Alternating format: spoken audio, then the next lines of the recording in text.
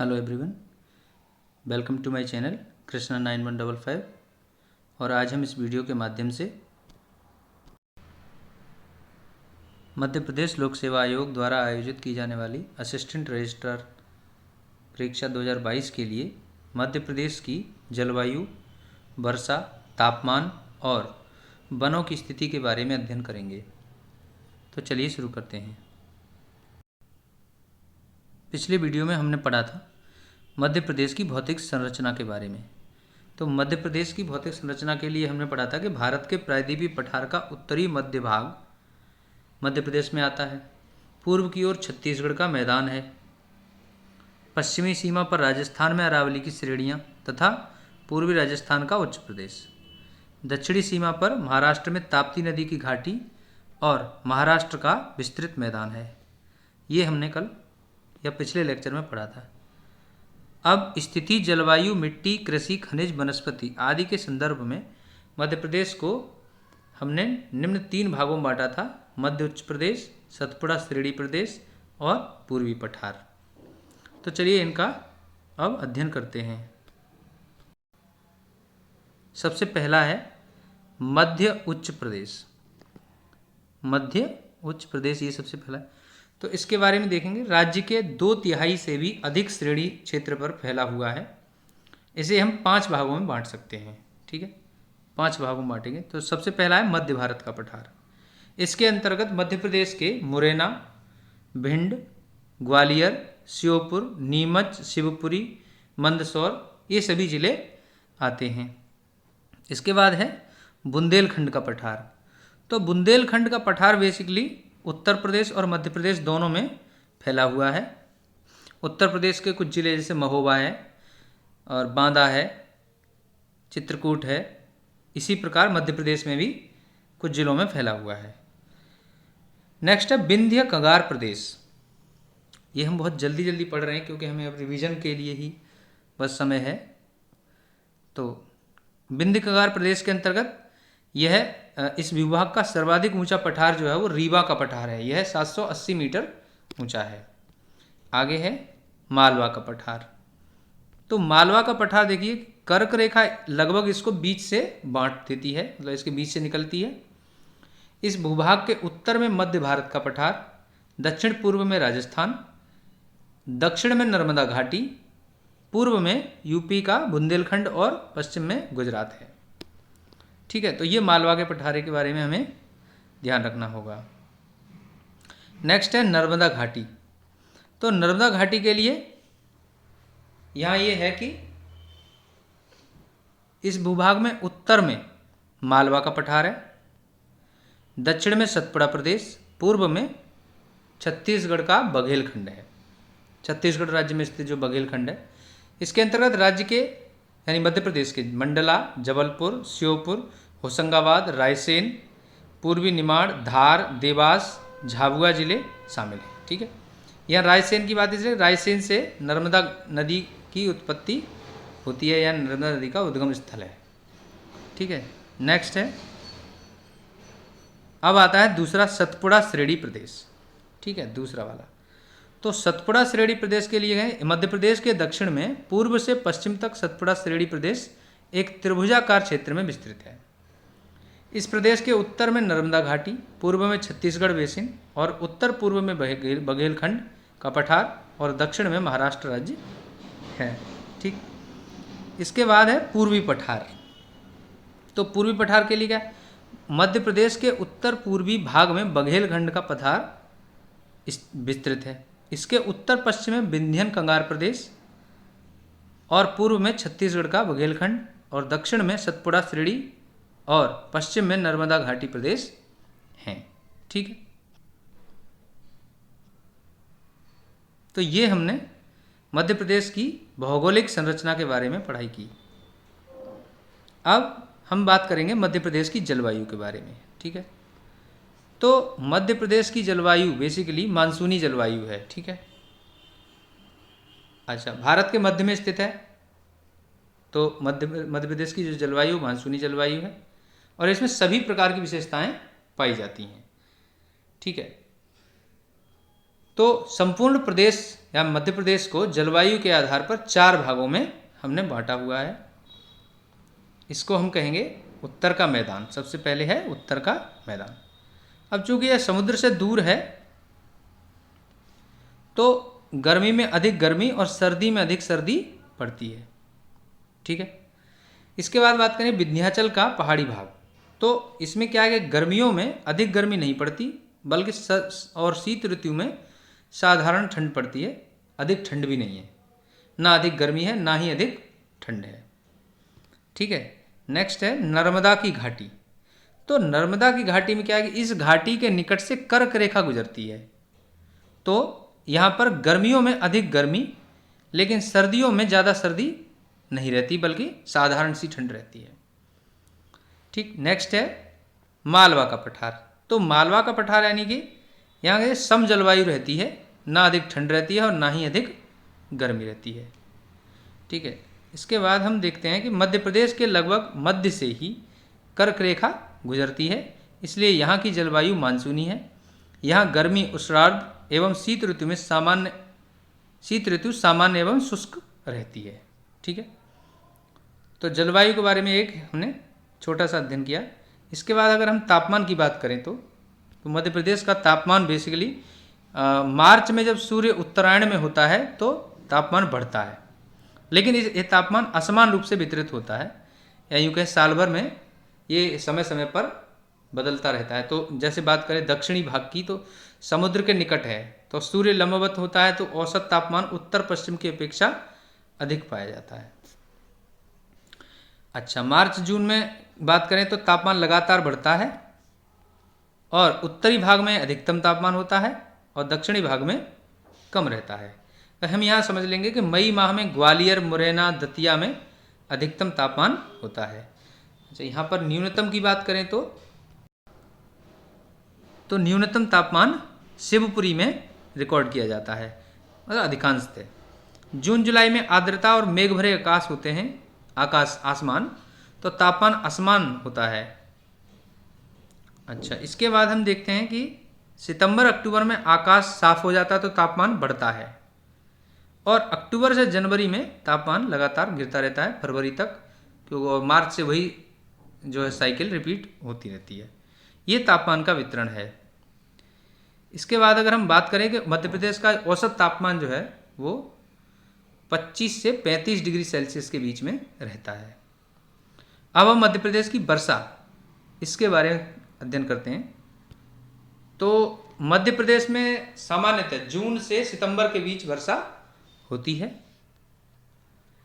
अच्छा, इसके बाद वर्षा का जो औसत है वो 112 सेंटीमीटर है। सबसे अधिक वर्षा रिकॉर्ड की जाती है पंचमढ़ी, यहाँ 200 सेंटीमीटर से भी अधिक वर्षा रिकॉर्ड की जाती है। इसके बाद दूसरे स्थान पर अमरकंटक है, और मध्य प्रदेश में सबसे कम वर्षा भिंड में रिकॉर्ड की गई है या की जाती है 55 सेंटीमीटर। इसके बाद अगर हम बात करें यहाँ ऋतुएं जो हैं, तो शीत ऋतु को सियाला कहा जाता है, और जो कि अक्टूबर से जनवरी फरवरी तक रहती है। ग्रीष्म ऋतु की बात करें तो इसे उनाला कहा जाता है, और मार्च से जून तक, जून जुलाई लगभग। और वर्षा ऋतु में इसको हम चौमासा कहते हैं, और जून जुलाई अगस्त और सितंबर यहाँ तक ये वर्षा ऋतु है।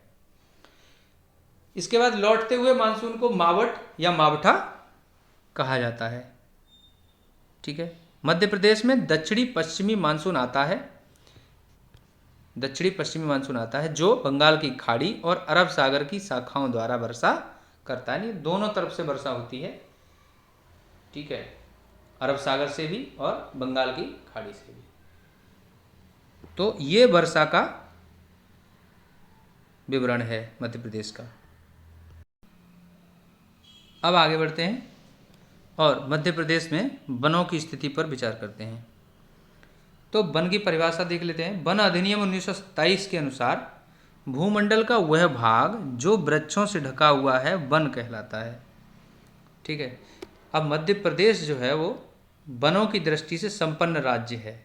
ठीक है। यहाँ पर सबसे अच्छे सबसे ज़्यादा वन पाए जा रहे हैं भारत में, और यहाँ पर इसे हृदय प्रदेश या फेफड़ा, ऐसे लघु हृदय प्रदेश कहा जाता है मध्य प्रदेश को। तो वनों के विकास में जो सहायक घटक हैं, यानी मध्य प्रदेश में जो वनों के विकास में सहायक घटक हैं वो क्या हैं? जनजातियों की बहुलता, ठीक है, बहुत प्रकार की जनजातियां हैं। मानसूनी जलवायु की प्रकृति, तापमान, असमान तापमान है वितरण इसका जो है। वर्षा की मात्रा भी ठीक ठाक है, 112 सेंटीमीटर हमने औसत वर्षा देखी, तो 200 सेंटीमीटर तक पहुंच जाती है। और पठारी भूमि है, तो यहाँ पर वनों के विकास में ज़्यादा सहायक है, ठीक है। इसके बाद अगर हम बात करें वन के क्षेत्रफल की, कितना वन क्षेत्रफल है यहाँ? ये 94,689 वर्ग किलोमीटर का क्षेत्र जो है वन क्षेत्रफल है, और यह राज्य के कुल क्षेत्रफल का 30.72% है, ठीक है। सर्वाधिक वन परसेंट की बात करें तो 43.90% बालाघाट वनवृत्त में है। सबसे कम उज्जैन वनवृत्त में है जो कि 13.31% है। इसके बाद अगर हम बात करें, सबसे कम वन होशंगाबाद वनवृत्त में है और सबसे अधिक वन खंडवा वनवृत्त में है, ठीक है। मध्य प्रदेश में नई वन नीति की घोषणा 2005 में 4 अप्रैल को की गई थी, जिसके कुछ प्रमुख बिंदुओं को हमने कवर किया है, जैसे वनोत्पादनों को बढ़ावा देना और पर्यावरणीय स्थिरता का ध्यान रखना, वन आधारित उद्योगों को बढ़ावा देना लेकिन गैर वानिकी कार्यों के लिए मनाही है, ठीक है। अनियंत्रित चराई पर नियंत्रण करना, वन ग्रामों को राजस्व ग्रामों के रूप में मान्यता प्रदान करना, इको टूरिज्म को बढ़ावा देना, ये प्रमुख बिंदु हैं, ठीक है। अब भारत का पहला राज्य मध्य प्रदेश बना 1970 में वनों का राष्ट्रीयकरण करने के लिए, ठीक है, यानी कि 1970 में वनों का राष्ट्रीयकरण करने वाला मध्य प्रदेश भारत का पहला राज्य है। इसके बाद हम देखते हैं देश के कुल वन क्षेत्र में मध्य प्रदेश का जो भाग है वो 12.4% है, ठीक है। अब वनों के विभाजन की बात करते हैं, तो वनों का विभाजन सामान्यतः यहाँ पर वन उष्णकटिबंधीय हैं, तो इनको हमने 3 भागों में बांटा है। पहला है उष्णकटिबंधीय पर्णपाती वन प्रदेश, ठीक। दूसरा है उष्णकटिबंधीय अर्ध पर्णपाती वन प्रदेश, और तीसरा है उष्णकटिबंधीय शुष्क पर्णपाती वन प्रदेश। तीनों को देख लेते हैं जल्दी से। तो यहाँ हमने देख रहे हैं कि 3 भागों में हमने इसे बांट लिया है।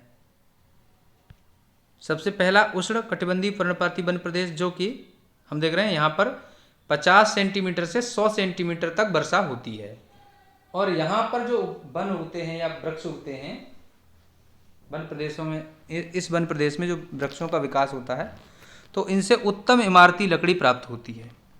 यहाँ पर सागौन, शीशम, नीम, पीपल, महुआ आदि के वृक्ष पाए जाते हैं, ठीक। इसके बाद उष्णकटिबंधीय अर्ध पर्णपाती वन, यहाँ के वनों में 100 सेंटीमीटर से 150 सेंटीमीटर तक वर्षा रिकॉर्ड की जाती है। यहाँ पर साल, महुआ, सागौन, हर्रा, बीजा, धौरा, जामुन, सेजा, तिनसा, कंसाई, बांस आदि के वृक्ष मिलते हैं। इसके बाद उष्णकटिबंधीय शुष्क पर्णपाती वन, तो यहाँ के वनों में 25 सेंटीमीटर से 75 सेंटीमीटर तक वर्षा रिकॉर्ड की जाती है, और यहाँ पर हर्रा, कीकर, बबूल, पलास, तेंदू, धौरा, शीशम, सागौन आदि के वृक्ष पाए जाते हैं, ठीक है। चलिए नेक्स्ट देखते हैं। उष्णकटिबंधीय वन संस्थान जबलपुर में स्थित है, ये प्रश्न पूछा जा सकता है, उष्णकटिबंधीय वन संस्थान कहाँ पर स्थित है? तो जबलपुर में। इसके बाद पूछा जा सकता है कि सामाजिक वानिकी ये योजना कब लागू की गई? तो वो 1976 में। इसी प्रकार पंच वन योजना भी 1976 में। और मध्य प्रदेश का वन संरक्षण अधिनियम कब बनाया गया या कब लागू किया गया? तो 1974 में। इसके बाद हम बात करेंगे कि यहाँ पर वन महाविद्यालय जो हैं वो 2 जगह पर हैं। पहला है बालाघाट में, जिसकी स्थापना 1979 में 1979 में, और दूसरा बैतूल में है जिसकी स्थापना 1980 में हुई थी। ठीक है, नेक्स्ट है वन अनुसंधान और प्रशिक्षण महाविद्यालय। ये देहरादून में स्थित है। इसका क्षेत्रीय कार्यालय जबलपुर में है। तो ये हमें ध्यान रखना होगा, ऐसा ही प्रश्न पूछा जा सकता है कि वन अनुसंधान और प्रशिक्षण महाविद्यालय का क्षेत्रीय कार्यालय निम्न में से कहाँ पर स्थित है। 4 ऑप्शन देगा, जबलपुर, मंदसौर, बालाघाट, भोपाल। तो आप जबलपुर पर टिक करेंगे तो ये तब सही होगा। ठीक है, अच्छा, इसका जो संचालन है वो केंद्रीय कृषि एवं सिंचाई मंत्रालय द्वारा किया जाता है। इसके अलावा मध्य प्रदेश में उद्यानिकी महाविद्यालय जो है वो मंदसौर में स्थित है और वन प्रबंधन केंद्र बालाघाट में, फॉरेस्ट मैनेजमेंट सेंटर जो है वो बालाघाट में स्थित है। ठीक है, इसके बाद हम बात करते हैं जो मध्य प्रदेश में वन हैं वहाँ से उससे क्या क्या हमें वनोपज मिलता है, तो उसकी हम बात करेंगे। सबसे पहले हम बात करेंगे सागौन की। तो सागौन के वृक्ष जो है वो 75 सेंटीमीटर से 125 सेंटीमीटर वर्षा वाले वन क्षेत्र में उगते हैं। काली मिट्टी यहाँ की होती है और ये मध्य प्रदेश के होशंगाबाद, छिंदवाड़ा और मंडला जिलों में पाए जाते हैं और ये मध्य प्रदेश में सर्वाधिक मिलते हैं, यानी कि 17.8% टोटल का इतना होता है। इसके बाद हम बात करते हैं साल वृक्षों की। तो साल वृक्षों की बात करें तो ये 125 सेंटीमीटर से अधिक वर्षा वाले वनों में मिलते हैं और ये लाल और पीली मिट्टी में उगते हैं। मध्य प्रदेश के मंडला, बालाघाट और शहडोल जिलों में ये के वनों में पाए जाते हैं। ठीक है, तो यहाँ अच्छा इनका परसेंटेज जो है वो 16.54 होता है। अच्छा, साल के वृक्ष से धूप ये मूल्यवान सुगंध प्राप्त की जाती है, तो ठीक है ये काफ़ी मूल्यवान है। और साल की लकड़ी से रेल, कोच, स्लीपर भी बनाए जाते हैं। ठीक है, इसके बाद हम बात करेंगे, तीसरा है बांस का।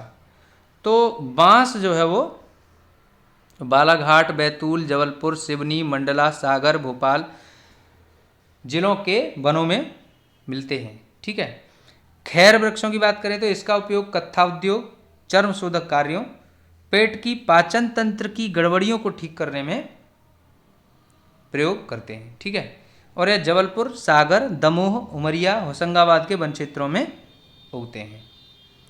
इसके बाद हम बात करें तेंदू की। तो तेंदू के पत्तों का यूज या प्रयोग बीड़ी बनाने में करते हैं और यह सागर, टीकमगढ़, छतरपुर, भोपाल, जबलपुर, शहडोल, रीवा आदि जिलों के वन क्षेत्रों में पाए जाते हैं।